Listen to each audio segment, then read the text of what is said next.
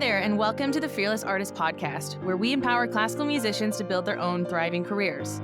I'm your host, Michelle Lynne, and together with Deanna Petre, we teach artists to conquer the entrepreneurial side of their careers and create the futures they want. We are two freelance classical musicians who have lived and worked in Europe for a decade, and together we started the Fearless Artist Mastermind, a coaching company created to teach classical musicians how to overcome fear and take action on building their dream careers. In each episode, we will explore the intersection of artistry and entrepreneurship, teaching you the fearless mindset with practical steps and strategies to build a sustainable career. Get ready to build your own artistic brand, find a supportive community of musicians so that you don't have to figure out everything alone, and earn a living that you deserve. We believe that you can be a thriving artist and not a starving one, and we are redefining what it means to be a classical musician in the modern era. Hey everybody, and welcome back to the Fearless Artist Podcast. My name is Michelle Lynne, and today I'm thrilled to have on as a guest, Ella Hooper. Ella, welcome. Thank you for having me. I'm so excited and so proud of you for starting this podcast. Oh my gosh, we have so much to talk about. So Ella is a life coach and also the founder of a school in Redding, California for artists called the Bethel Conservatory Of the Arts. BCA for short. And Ella came into my life, I want to say 2016 or 17, when I went to a leadership conference at Bethel Church in California. And I saw that they had started a program for artists, acting at that time, only acting, right? Yeah, we acting and dance.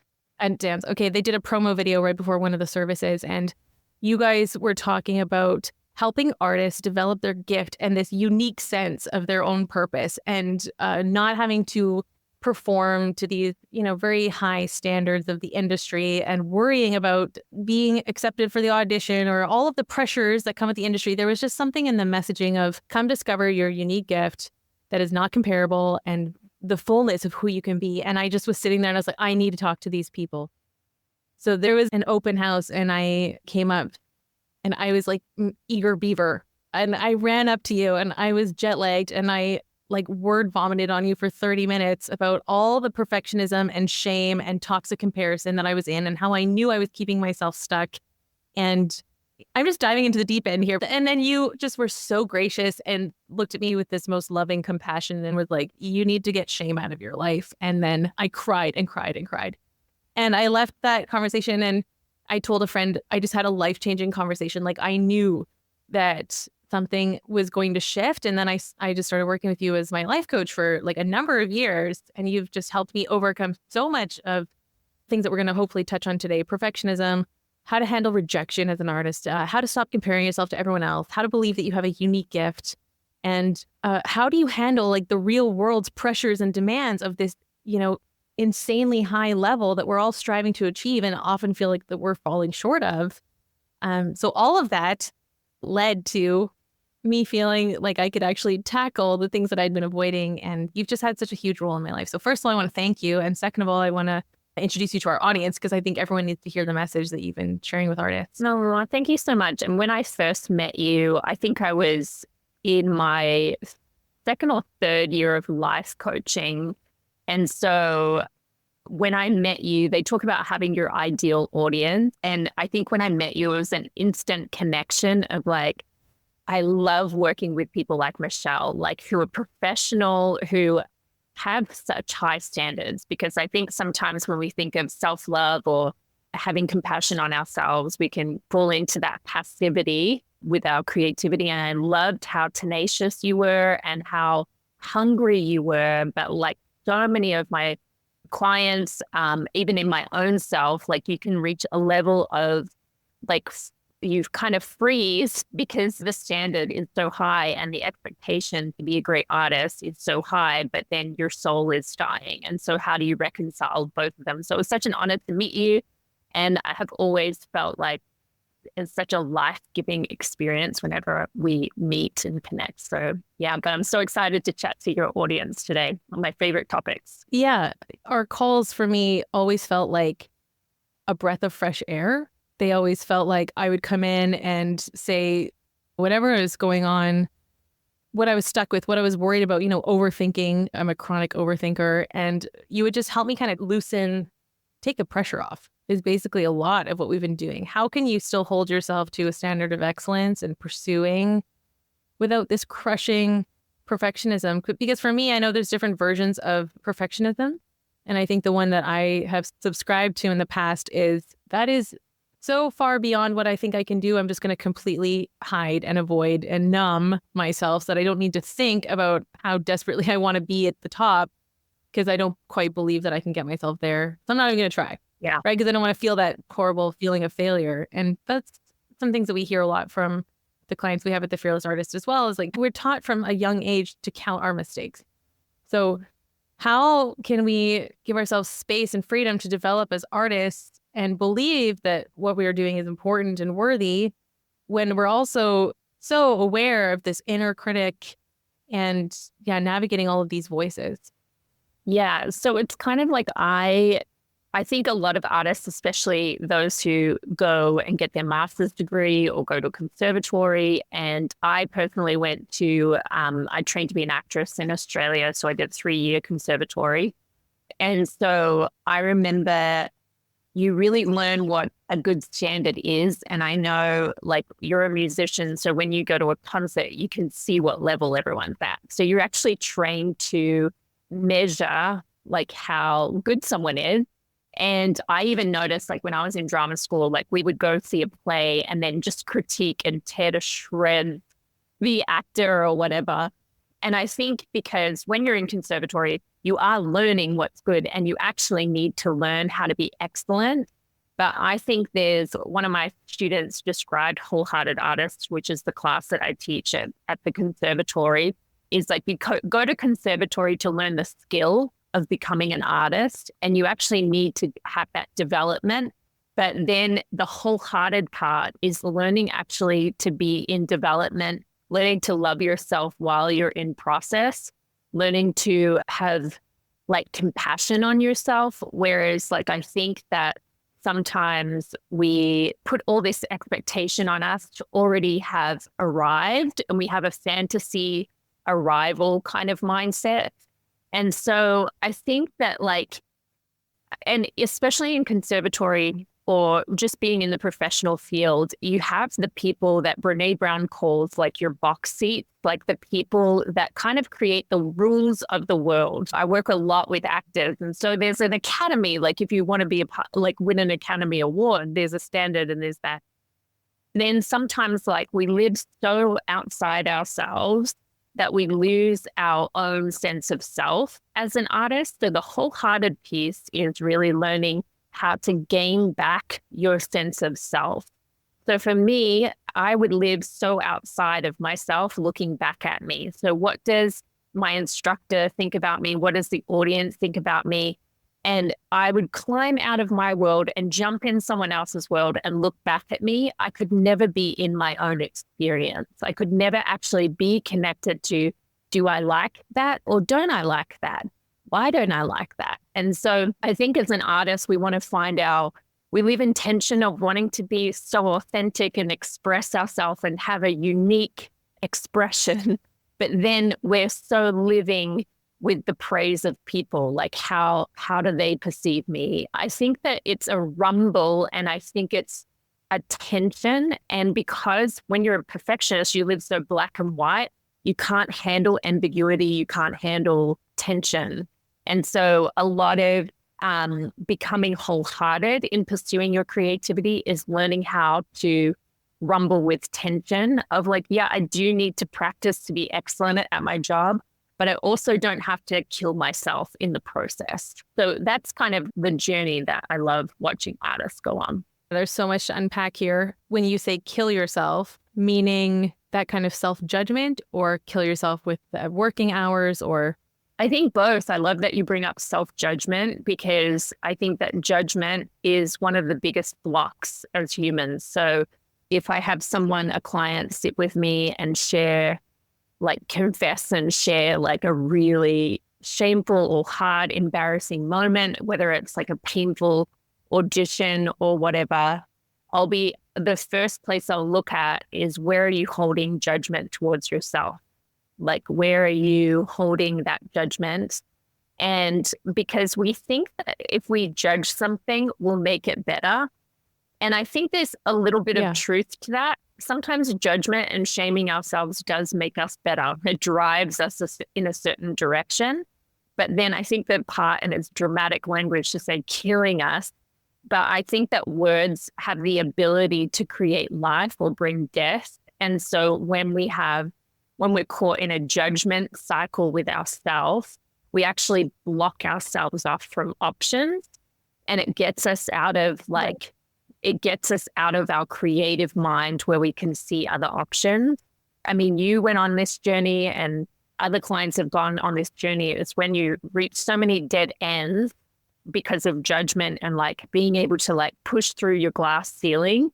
But we have to get rid of judgment first to be able to smash through the glass ceiling. And that's why I've loved watching your journey, because you've been able to smash through glass ceilings and take your career further than maybe what judgment would have like said for your career, if that makes sense.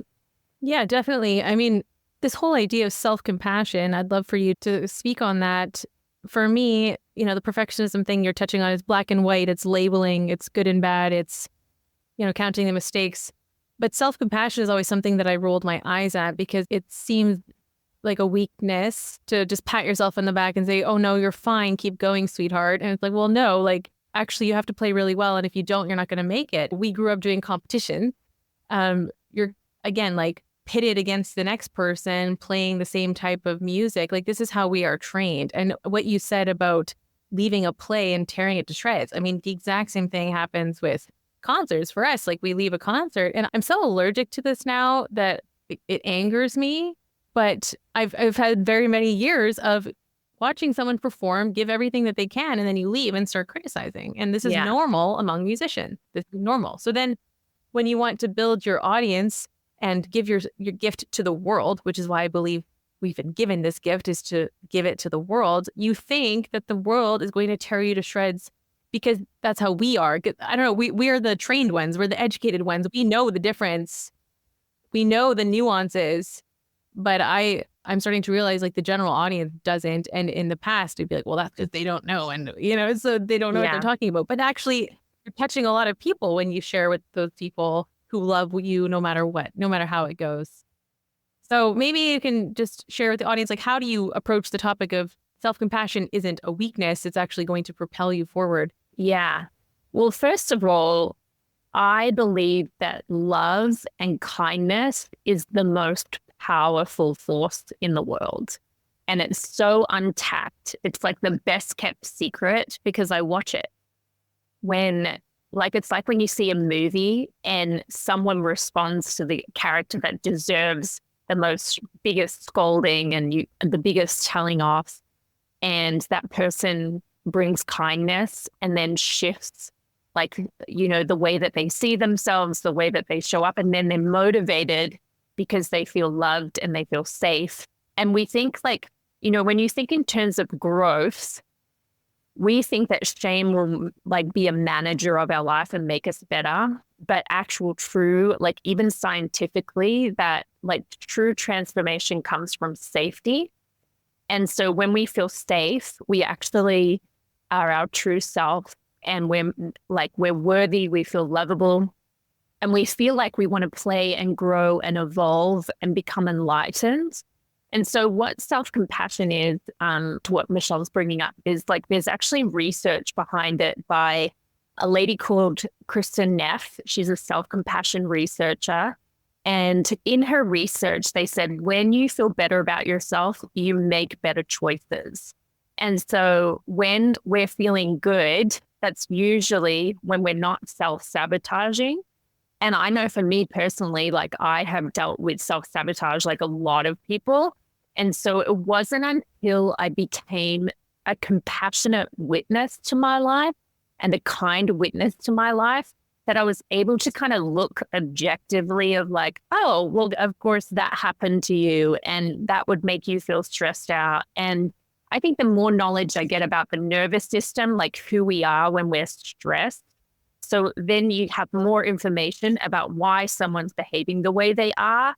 And so you can have compassion from that perspective. I think sometimes people think compassion is weakness because I think it depends on how it's been modeled to us. So if we have someone, let's say our dad is super compassionate, but he's quite passive. So it often, it comes from our modeling in our childhood and our parents. So dad was really compassionate, but he was quite passive. Then it's like my view of compassion is that, well, nothing gets done if you're compassionate because that was what was modeled to me. So it's really important when you're starting to engage in an existence, like another universe of living, where you're being kind and compassionate towards yourself, is how was it modeled to me? So for me, probably similar to you, I just thought it was passive. I just thought it wasn't really productive. But then I really started learning how to, in the first year of us building actually the conservatory, it was like the most stressful, becoming accredited and learning how to teach and all of that. It was like we were making so many mistakes and like failing, and it was like an awful experience. And I remember my coach said, the goal isn't that you build the most amazing school this year. The goal is that you actually become best friends with compassion. And so it's helpful to even personify, like, I actually want to be friends with compassion and understanding. So people who don't like the word compassion, I'll be like, yeah, but you know what it feels like to feel deeply misunderstood. So compassion looks like being fully understood and known. And so I really view compassion as like being on your own team and being your biggest cheerleader. Like self-celebration. So you're becoming aware of like, I'm really proud of you. That was really brave, getting up and performing in front of all those people. And so you start to pluck and become aware. And then the other thing with compassion is often we're looking for an authority figure to come and say to us, you're amazing. You should really go for this. You could make a career out of it. And so some of it is really learning to have that as our own voice. So we're not waiting for someone else to say it. They call it like self-validation, is like you learn to actually validate yourself and listen to yourself. So in that, you become on your own team. And they talk about, where does self-belief come from? Because as an artist, you need to have tons of self-belief. And it's actually in the way that you relate to yourself and the way that you get back up when you do have a rejection from an audition or all those moments. So yeah, I mean, compassion is definitely something you need a coach or someone to lead you through, but then you can start adopting it as a way of relating to yourself. Okay, so you said, I'm so proud of you. You were so brave to get up there and perform. Give me an example of what like a judgmental response would look like, and then the compassionate response, and how we can train ourselves to kind of, you said love and kindness is so powerful to, I think, from what we've done together in our session, learning to be kind to yourself means that eventually you'll get closer to the result that you actually do want. But we, as perfectionists, have maybe learned being hard on yourself is the way to get the results. So now it's kind of retraining your inner self-talk to use kindness and compassion to get the results. Because still, as, a person like me, it's like, yeah, but I still want to be good. Yeah. I don't want to, because that's why compassion always felt like an excuse. Because like, oh, you're just saying that whatever level you're at, it's good enough, and like pat on the head, it's okay. But no, we are trying to compel ourselves forward to reaching that full potential, but we're doing it in a different way that is more healthy. Yeah, like compassion is like, when I first started teaching on self-compassion, all my students would be like, I'm not going to class because #compassion, self-compassion. And I'm like, they're not getting it. They're not getting it. Because actually being compassionate towards myself and loving myself is actually loving my future self well. So for example, the compassionate, like if I struggle so much with procrastination, the way that I would engage with myself is like, oh, like it's hard. Like that's passivity. That's not compassion, because actually, ultimately, we want to be a really good performer. We want to be good at what we do. And so loving myself well is actually like becoming more of an observer of like your experience, rather than like, kind of like my friend Jenna, she calls it like being like a scientist. I'm like, oh, I wonder why this is happening. There's something often like when we're in cycles, but there's often a missing piece. And so we're looking at it from more of a scientific experience rather than like, I am bad, because ultimately going, I am bad, that will make you actually want to give up. And so when using an example of like performing, the reason why, like, first of all, it's brave because you're stepping out into uncertainty. Like when you go and do your candlelight performances, you have a history of performing. And so there is a confidence that you can go, okay, I can do this. You have history of doing that, but especially when new performers are coming in, like it's the most courageous thing because it's actually quite out of control. And for me, when I was performing in drama school, I would get so much anxiety leading up to performance because I didn't know how to navigate uncertainty. And so I'm having compassion for me learning who I am in uncertainty and what I need. And I think that the moment before, even research says, like when the moment before you do something brave, like go perform or go to an audition, that's the moment where you're most prone to shame. It's like that voice of accusation that says you didn't practice enough, you're not doing a good job. And so if I like compassionately, let's say I didn't practice enough, and I have that whole experience where I kind of like hurt myself because I didn't practice. I don't look back and go like, you idiot, you should have practiced more. I go, oh, how can I love myself really well by practicing more in the future?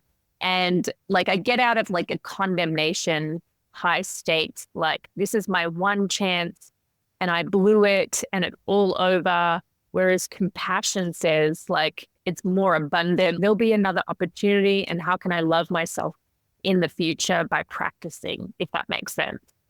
So it's a tension. Yeah. I mean, I agree with you because I'm on the other side of this now, I hope. But why is this so important? Can you speak to that? Because I think a lot of people can listen and just roll their eyes and be like, oh, this is so woo. Like, what does love have to do with it? You just need the result.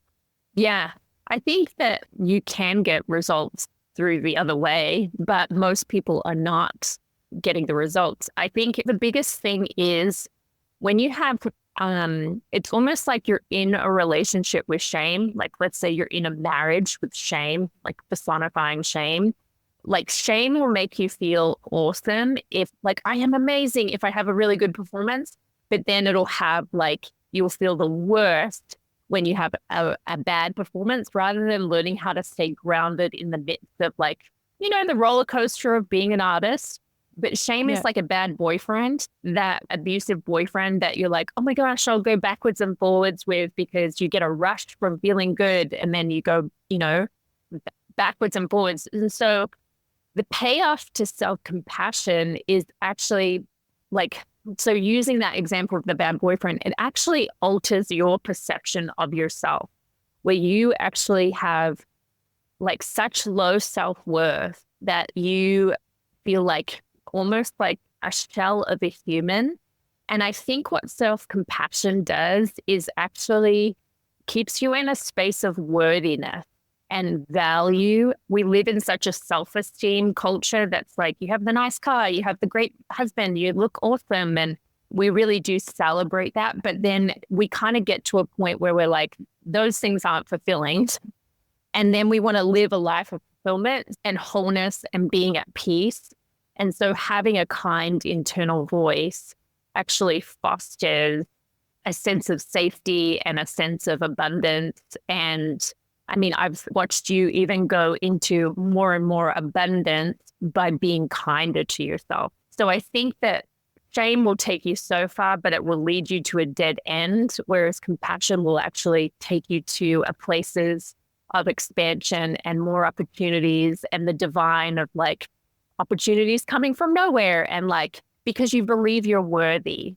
So worthiness is the magnetic field. Like we attract things based on what we sense our sense of self-worth is. So when we engage compassionately towards us, we become actually more magnetizing to people. People become more drawn to us, if that makes sense. Yeah, that's So good. There's just so much here. I was just thinking of different examples. You mentioned shame, the high shame and the low shame is, I think, how you described it to me once, where you said you have a great performance and then you think, oh, like I'm going to make it or I am making it or whatever. And then if there's something that doesn't go as well, you can easily roller coaster into the other direction. So having this kind of compassion almost gives you more stability or groundedness or a long-term view. I was listening back to our first call before this episode. This is what, 6, 7 years ago. And I was applying for different programs and I had gotten rejected from one thing. And I was putting all of my hopes on this one professor if he could teach me. And it was just like always looking for the next kind of key to build. Well, when you're building your career, you're scanning your environment constantly. Like, where's the way to success? Especially as, creatives, I think, are driven, maybe a bit can be intense because you have to be so self-motivated all the time. No one is calling you, telling you what the next step is. So you're trying to figure it out. So there's this pressure, there's this intensity, like, what am I going to do? I don't know what to do. Like, you have to look for who's the golden ticket that's going to get you out of this into the next level. And it can be so scary and frustrating because you just don't know. So then when you get these rejection letters, I know rejection, maybe we can talk about that a little bit. How do you navigate rejection as an artist? Because that, for me, I struggled with that for years. If I got a no, it could send me into a spiral. And that also just prevented me from picking up the pieces of wherever I was at and trying for the next thing. It was like, oh no, like I put all of my worth, you're saying the word worth, on this one opportunity and it didn't go through. So now what? Like, I'm not good enough. I've been given evidence by the industry, if we talk about standards. And of course, it's such a narrow view because you're giving like this one professor all of this power over you. But like, you, in your head, you think this is the industry saying that you're not going to make it. You're not good enough. Also the age thing as a classical musician and also probably as an actress. And maybe we can just share a little bit of your thoughts on rejection. Yeah, I think that just to invite in, as part of the self-compassion research, Krista Neff goes into common humanity. And so I think when we feel rejection, like I know when I feel rejection, there's almost like this, it's like I'm underwater and outside of my body. It's like this tingly, awful, like low, just very disembodied kind of feeling. And it's very, very painful. And for some people, rejection is like an intolerable pain. Like it's like the most awful pain.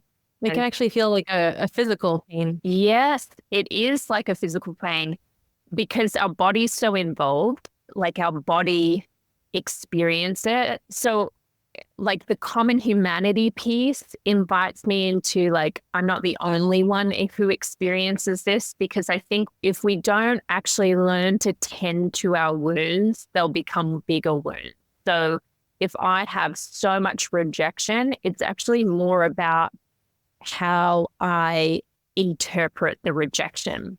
Whereas there's an actress and she's in Jurassic Park, and I think she was in The Help. I'm like forgetting her name, but she was on an interview and she talked about how she realized you need to do something like 64 auditions in order to actually get a big role or a significant role that's paying.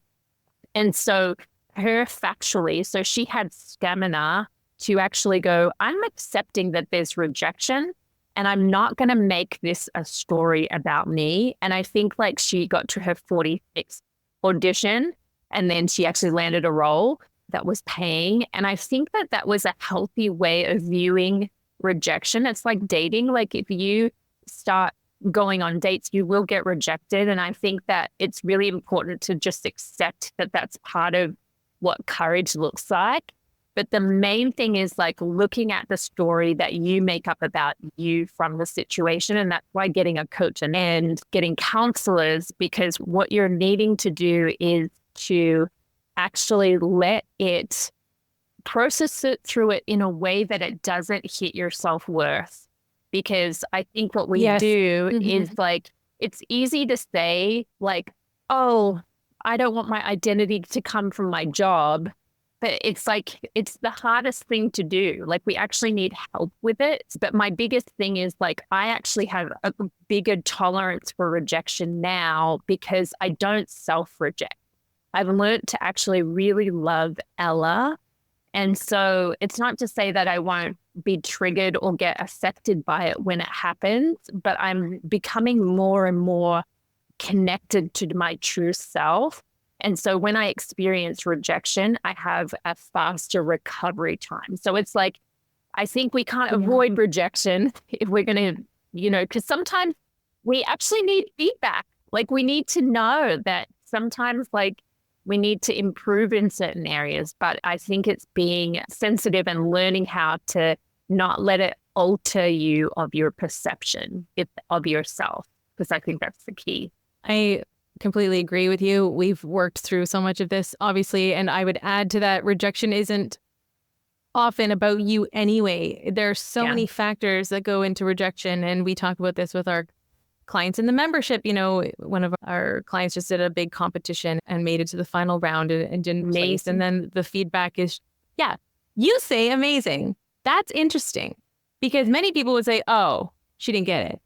Right? That's the difference in the responses. Like, how do you teach yourself to celebrate? Like, wow, you made it all the way to the finals. You beat out hundreds of people. You've established your name. Like, now it's like you got to retrain your mind to see the potential and the opportunities, the possibilities, rather than coming on this crushing, like, oh, you didn't get this one coveted spot. Like, it's all or nothing. Yeah. I mean, I do think it's amazing that this client showed up. So I have a different measuring stick for success.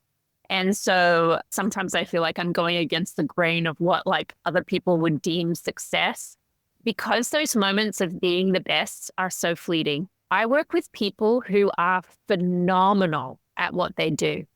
Like they're New York Times bestsellers, they're actors, they're doing incredible things, but they have not learned how to take in that moment of celebration.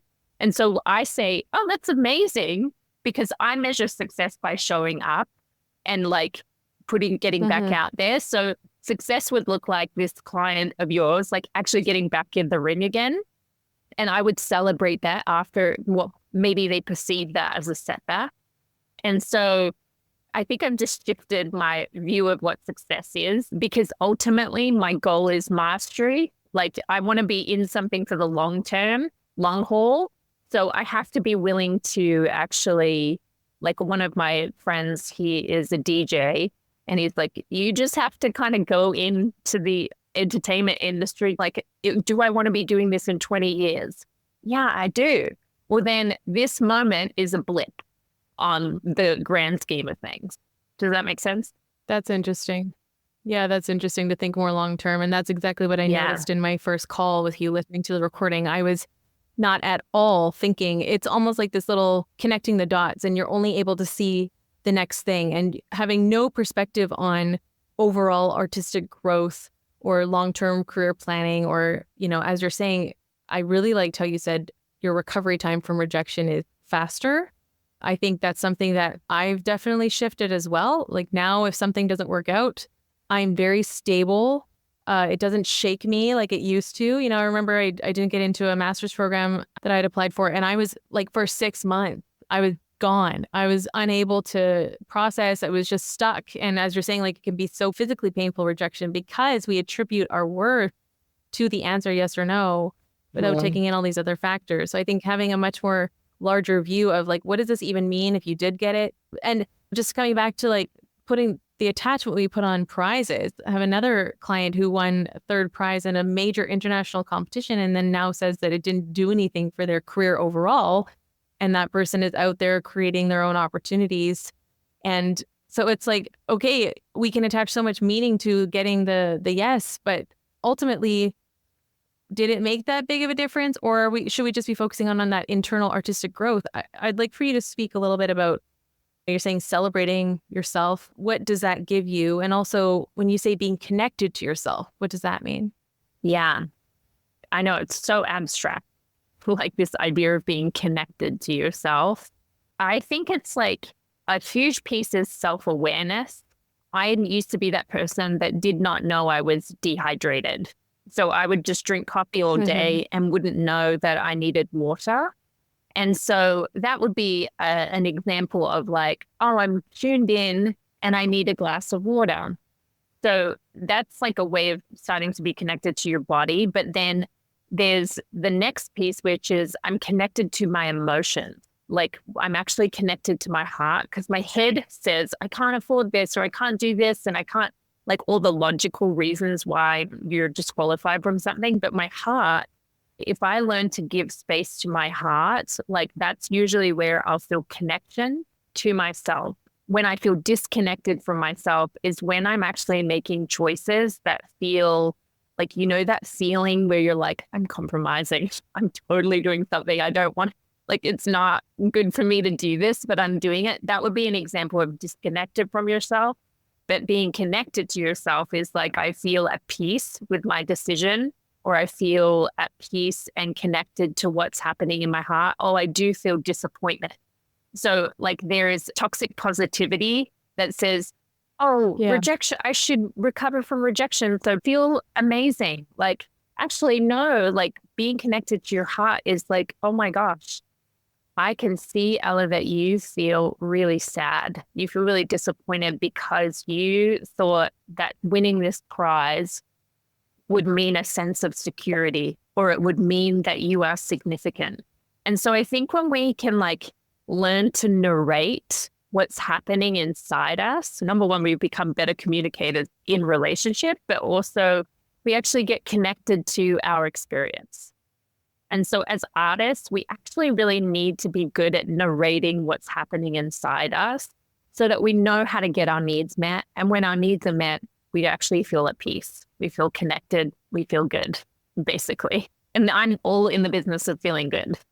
I know. I like that idea of acknowledging your disappointment and saying, I know what this meant to you. I see you. And this is all self-talk. I see you. I see that you really cared about this. That's why this hurts so much. I'm going to honor that feeling rather than saying you shouldn't be upset. Yeah. You didn't practice enough anyway. Whatever the shame or the judgment voice would say, hang on a second. I only hurt this much because that's how much it mattered to me. So I'm going to let myself sit here for a bit.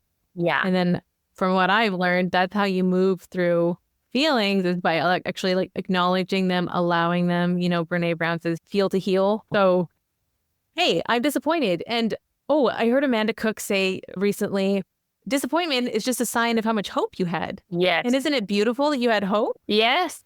Yes. Like the sensitive artist soul in us is just really, really hoping that we can be everything that we're created to be, everything that we're meant to give, everything, we have these hopes and dreams within us that we maybe acknowledge or don't. But ultimately, I think we talk about everything at the Fearless Artist about goal setting. Our clients come in, it's all right, what are your goals? What do you want to do? Let's make it happen. But ultimately that ties down to the dream. What is the dream in you? And that unique sense of self and purpose that no other artist can give. And that's how we, then we get into the science stuff about branding, how do you, those are the practicals. But ultimately it comes down to what's in your heart and what do you want to give to your audience and what do you want to share? And if we keep using this harmful shame judgment language, you're not able to open up fully and blossom into what you're meant to be. Mm-hmm.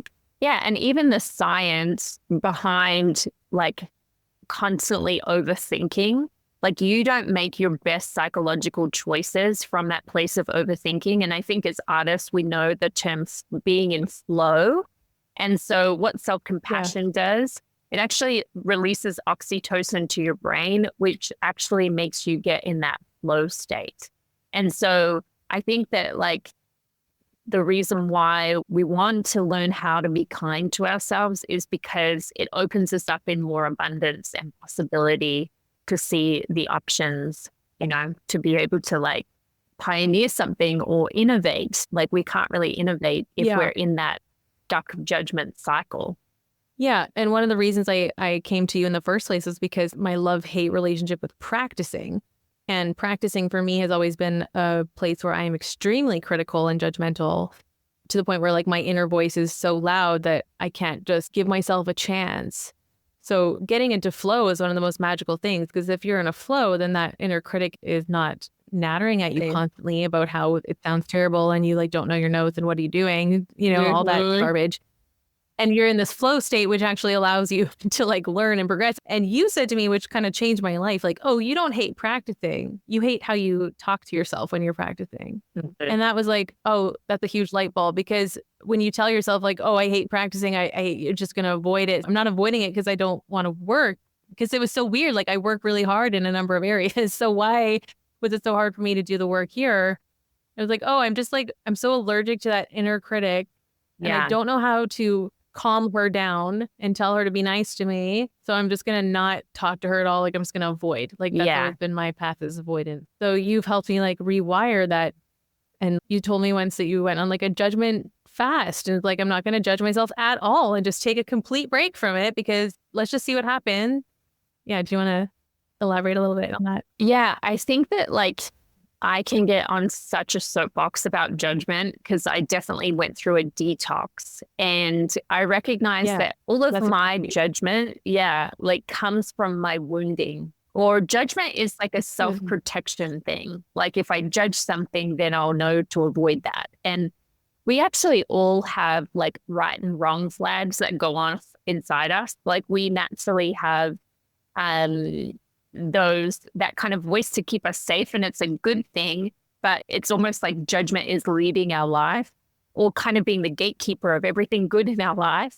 I actually do a debate in my class on whether judgment is right or wrong, and I ask a very black and white question and it pisses them off. It's great. And then they have to debate whether it's right or wrong, and I love it. Every year I'll get the most amazing kind of insights, but students will walk away from that exercise going, I came in thinking just judgment was bad. We shouldn't judge people. Or then you have other people who are like, judgment is like the thing that makes the world go round. Like you have these kind of extremes, but judgment isn't like necessarily something that you camp out at, but it just gives you a lot of information. So I notice my judgment in life is often something reflective of what I judge about myself, or a wounding. So if I have a wounding in an area around something in my past, I'll often make judgments towards other people like that. You know, when you're like, oh, I have a sibling that does that annoying thing. And so anyone in my adult life that does that same thing, I just think it's annoying. I think that like judgment gives us really good information. And then sometimes like the bigger the judgment, maybe the bigger the wound. And so that's where we need to actually have compassion and get some healing in that place. And I think that my friend Courtney Lancaster, she says our dreams need our healing, because often like the healing that needs to come is around our judgments. And especially as creatives, like we want to be the open-hearted, curious individuals in the world that innovate, whereas we can't do that when we're like operating from our wounding and our judgments all the time. So is there a way that you can make that practical for someone listening and saying, okay, but how do I heal my wounding? Like this is a little maybe conceptual for some of our listeners. Yeah, I don't think you can really do it alone. Like I actually think you probably need to, depending on what you've gone through in your life, coaches really like can focus on the past to move you forward. It depends. There's lots of forms of therapy. But I noticed like it's really like wounding. I think it's more about learning how to process through pain. So we spend a lot of our life trying to avoid pain. And so I know like because I see a therapist and a coach, I like 3 people I see. And so I go up showing like one of my consultants, she's really focused on somatic work. So we talked about like our body gets so affected by rejection or whatever. And so I work through that emotional response because, again, I'm in the business of feeling good. So that's why I get therapy. Whereas our pain, like if we carry that around, like it's actually not serving us. So tending to the wounds is actually learning like self-regulation. There's lots of tools out there about learning how to regulate your emotions, learning how to understand your emotions. It's really you becoming the greatest student of yourself, like really learning about like who you are when you're stressed and who you are when you're at your best. So that's what I kind of mean about tending to your wounds. And I noticed like I've become way less judgmental of people. I still have judgment toward people for sure, but way less judgmental because I think I have a deep sense of how much compassion has healed me. So of course that person, like they just need more love and they won't be responding that way or living that way. You know, that's my kind of view. Yeah. I've seen the payoff of it. Yeah, that's beautiful. I've also noticed, thankfully, that I've become less judgmental towards others, and that's been healing for myself, because getting out of this, you know, when I walk off stage now, I'm not counting my mistakes. Maybe I've gone a little bit too far with the judgment detox, but I'm so much more focused on, I think, overall growth and this contribution that I'm giving to the audience's response, how people are experiencing the concert, the connections, the relationships being built. Yeah, that for me has been healing. So I don't know. I mean, I know that there's a middle ground of, again, coming back to the standard of excellence, and classical musicians, I think, are still counting mistakes, but I think there's other things that we also need to focus on, and it's a lot healthier. I also have noticed that I've started defending other people who put themselves online. Like if they get nasty comments, I will go defend, because they're being brave and they're putting themselves out there and nobody else knows how they feel. And I get so angry. I mean, I just want to circle back to you talking about the nasty cheap seats for a second, because that changed my life. Don't listen to the cheap seats. That is the people who sit in the $5 seats and they throw down the tomatoes at you, and you're the brave one in the arena, or like, you know, the concert stage or whatever stage it is. You are putting yourself out there. You have practiced and prepared, however much or little your little judgmental voice says, you're still doing it. And then these people are going to sit there and throw stuff at you. Excuse me, where are you on stage? Right. Where's your social media content? Like, why aren't you talking on your stories? Don't tell me how tired I look on my stories when I don't see you talking at all. Like, hello, I'm being brave.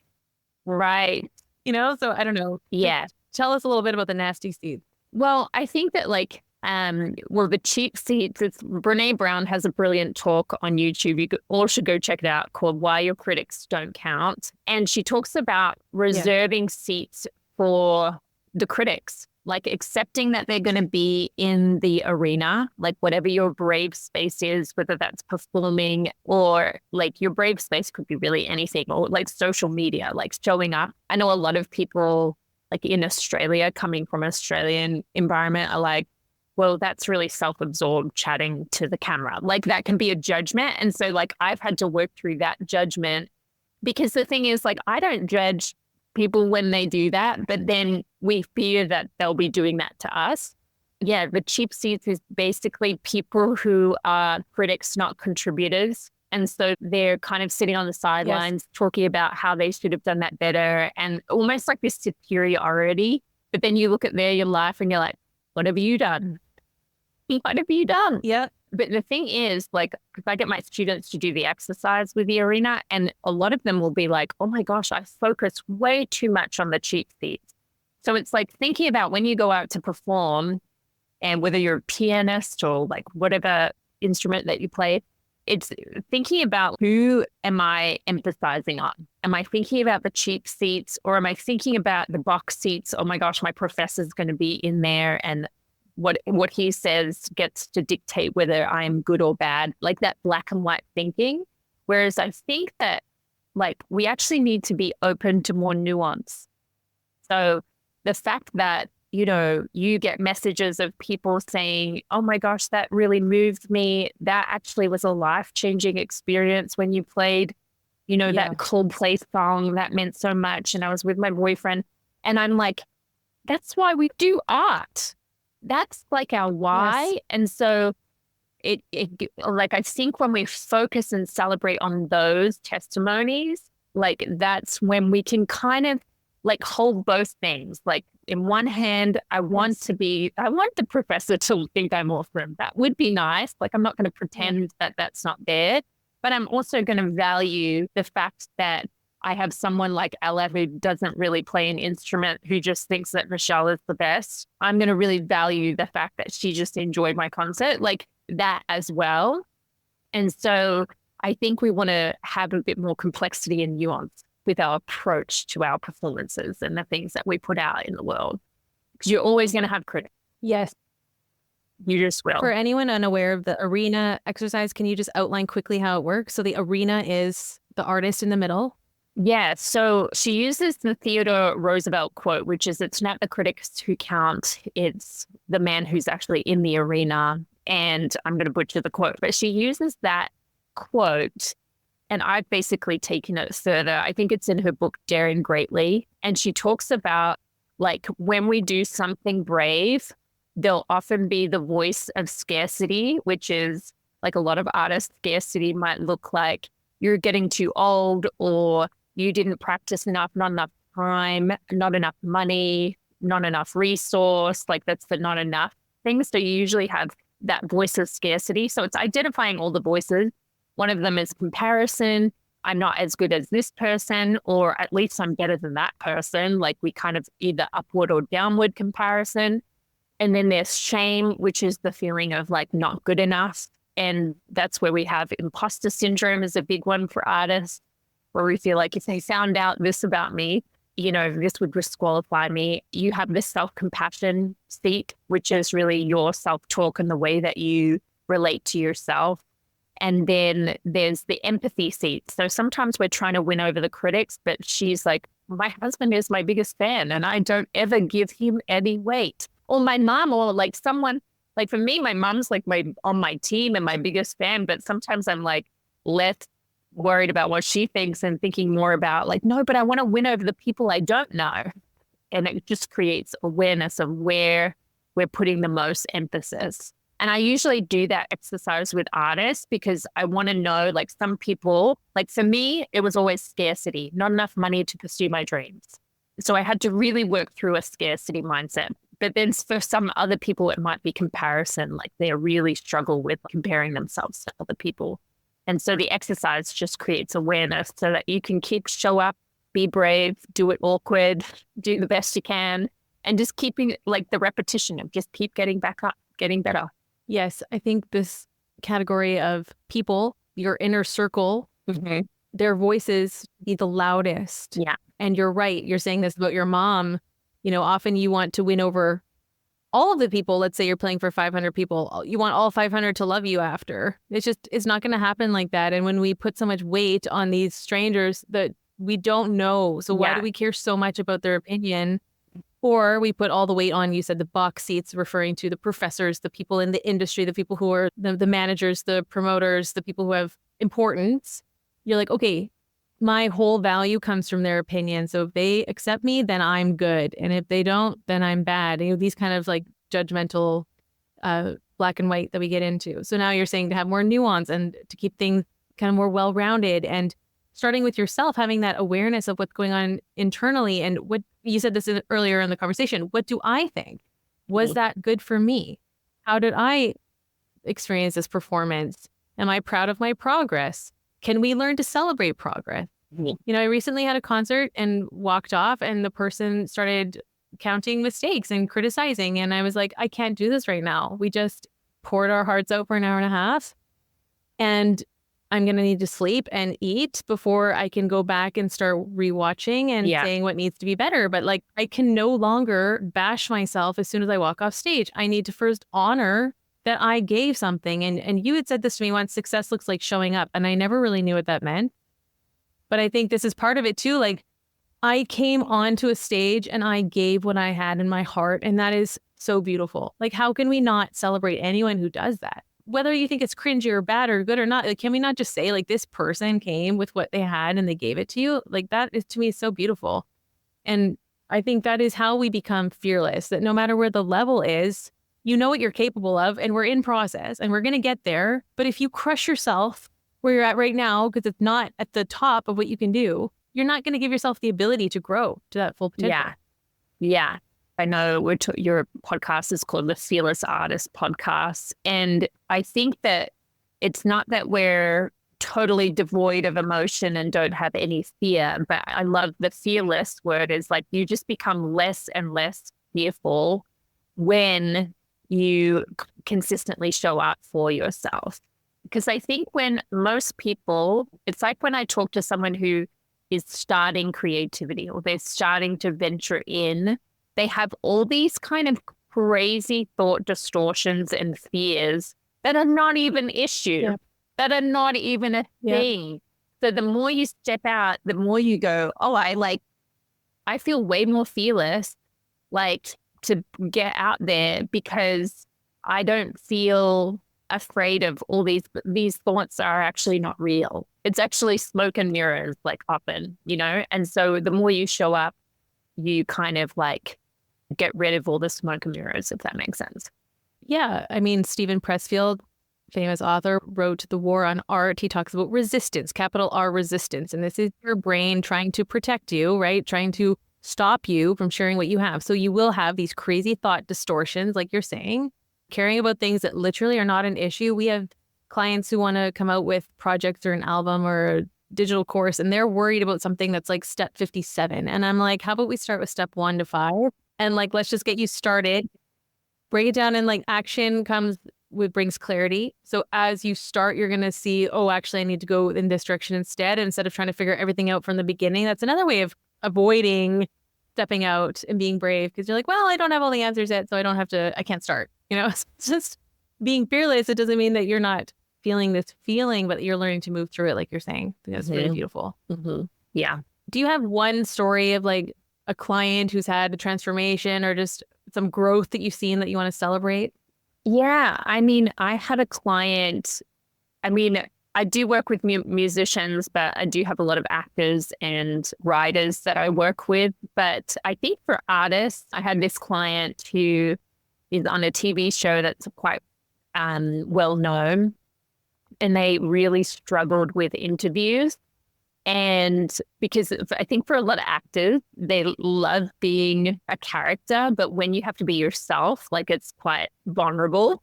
And so interviews were always a trigger. And I noticed with artists, we live in this simultaneously wanting to be seen, but also not wanting to be seen, like it's this war inside us. And sometimes we put out that energy into the world where we're like, got a hand up like against the world, but then we're also like, come here. But it's like this confusing message that we're sending out into the world. I'm really big on energy when we're like at war with this idea of being visible and being seen, which is a huge part of being a creative and being an artist, is getting comfortable with being visible. And so we went back and really explored like why they felt this anxiety about interviews. And it was connected to a memory where they were in a class and were praised 1 minute and then were in another class, like totally humiliated in front of the class. And who do you think you are?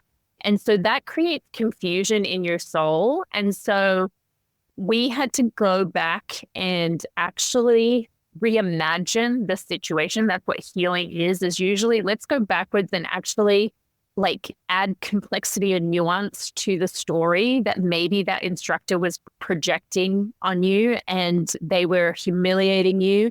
I think when we have these painful experiences that are past, it goes deep into our subconscious. And then we wonder why we don't want to have an interview in this person's case, or like we don't want to be seen. And it's because we're trying to protect ourselves from that experience happening again. It's like if I'm praised in one moment, everyone's going to be jealous of me. Or if I'm scolded in front of the class in the next, I'm humiliated. So you feel this, I can't win with being seen. And so it's really interesting how the subconscious works. And so when we're getting to a place where we are going to be seen, like on an interview, in a podcast or whatever, then we can have this anxiety because we're afraid of that humiliation, even though we're logically like, this person is for me and this isn't bad, but it's this resistance on like, it's your subconscious trying to protect yourself from that happening again. Anyway, all that to say, we really did some work around that memory and actually reclaimed that person's power. And so then they were able to actually step into greater breakthrough in their career because they were able to be more fully themselves. And I really believe that if you're in your worth and you're in your authenticity and you're not hiding, you will attract more opportunity and you will attract more advancement. And so I think I love that example. And I obviously want to be delicate about how I share people's stories because they're, confidential.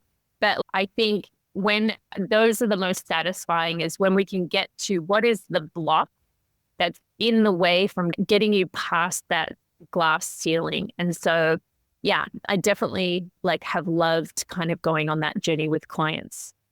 Yeah, I think it's so powerful because whenever we do have this resistance, as you're saying, there's a reason for it. There's something in you that's trying to protect yourself or avoid pain. And, it's so important that we can sit and work through these triggers and process so that we are not limited in taking action. As you're saying, like actors, artists, we need to be seen. It's part of our job.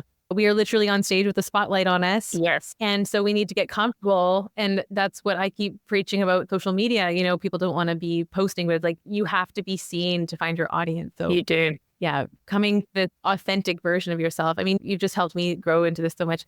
All of our calls, always feels like a breath of fresh air.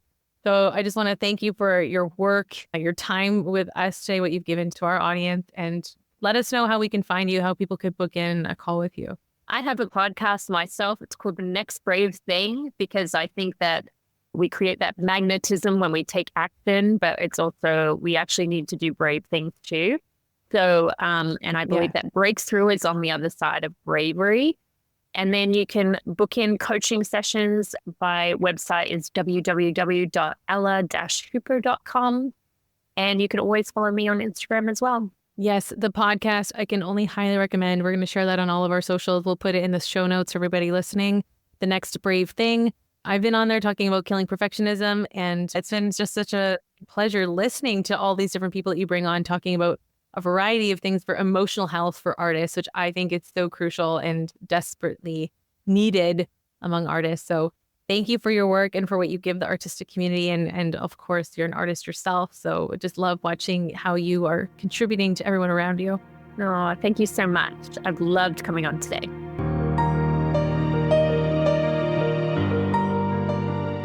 Thanks so much for tuning in to the Fearless Artist Podcast with Ella Hooper. I hope you have loved this episode. As a special giveaway for this episode, Ella is actually going to be giving away 2 one-hour coaching sessions with her. To enter to win, all you have to do is screenshot and share to your stories. Make sure to tag the Fearless Artist Mastermind on Instagram and also tag Next Brave Thing Podcast. That's Ella's podcast, which I highly recommend, by the way. And from all of the story shares, we will be choosing 2 winners to win a 60-minute life coaching session with Ella. I could not be more excited to offer this to you. Working with her helped me overcome so much, as you heard in the episode. Please do leave us a review and subscribe to the podcast, and we will see you next time. Thanks for listening.